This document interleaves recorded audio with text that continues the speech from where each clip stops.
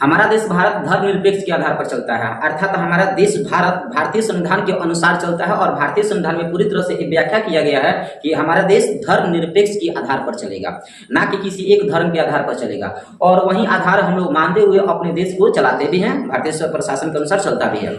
दूसरा बात हम आपको बता दें कि धर्म के आधार पर कुछ हमारे देश के ऐसे आडंबर लोग हैं, ऐसे पाखंडी बाबा भी लोग हैं जो अभी तक देखो इससे पहले कई को बाबा अपने करतूत की वजह से बाज नहीं गए हैं, लेकिन उसी बाबाओं में से एक बाबा आज भी उभर कर सामने आ रहे हैं, लेकिन इनके ऊपर कुछ आरोप भी है। इनके ऊपर दुष्कर्म का भी आरोप पड़ा है और इनके बारे में पूरा डिटेल बात करने वाले हैं। आपको पता है कि 3 दिन पहले हाथरस हादसा हुआ था, हाथरस हादसा।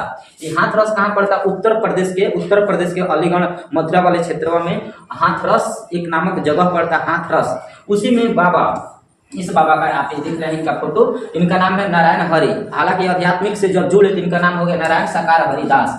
इनका बहुत बड़का सत्संग चल रहा था 3 दिन पहले, बहुत बड़का सत्संग चल रहा था हाथरस में। उसमें कुछ भिड़ंत बहुत ज्यादा हो गया था, बहुत ज्यादा भीड़ भड़का लग गया था। जब सत्संग खत्म होने को आया, जब सत्संग एकदम आखिरी चरम पर था, एकदम खत्म हो गया था, बाबा वहां से चले तो वहां कुछ झड़प हो गया था।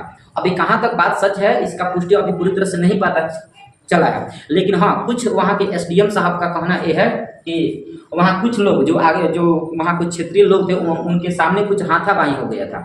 उसी हाथापाई में लोग भागना चाहे और उस भागने के दरमियान क्या हुआ, कुछ लोग गिर गए। उसी दरमियान उनको ऊपर से बहुत ज्यादा श्राद्ध जो उनके आसपास जो व्यक्ति थे, जानता जनार्दन, वो सब उनको चहलते हुए खानते खूनते सब भागा आपस में। अब इसमें कि आप देख सकते हैं लगभग 125 में तो 125 प्लस व्यक्ति मारे गए हैं, कुछ लोग घायल भी हो चुके हैं। इस सत्संग में बहुत ज्यादा लोग मारे गए हैं, उसी को हाथरस हादसा के नाम से जाना जा रहा है। तो सबसे पहले हम आपको बता देते हैं इनका परिचय।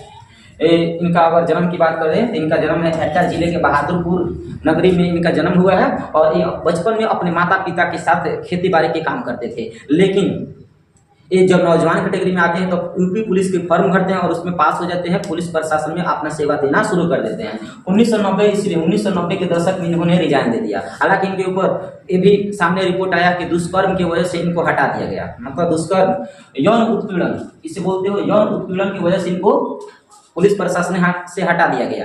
आगे चलकर 1990 के दशक के बाद ये क्या करते हैं, घर आते हैं। घर आने के बाद ये अध्यात्म से जुड़ जाते हैं, धार्मिक जुड़ाव कर लेते हैं और उस जुड़ाव में आप देखोगे तो बहुत बड़का ये अपना इमेज बना लेते हैं, बहुत बड़ा। इनके सामने बहुत बड़का मंत्री भी आते हैं और इनका दरबार लगता है। दरबार कहाँ लगता है? इनके गाँव बहादुरपुर जो नगरी है ना, वहीं इनका दरबार लगता है। उस दरबार के बगल में मतलब जहाँ गेट है ना, वहाँ 2 नलका है।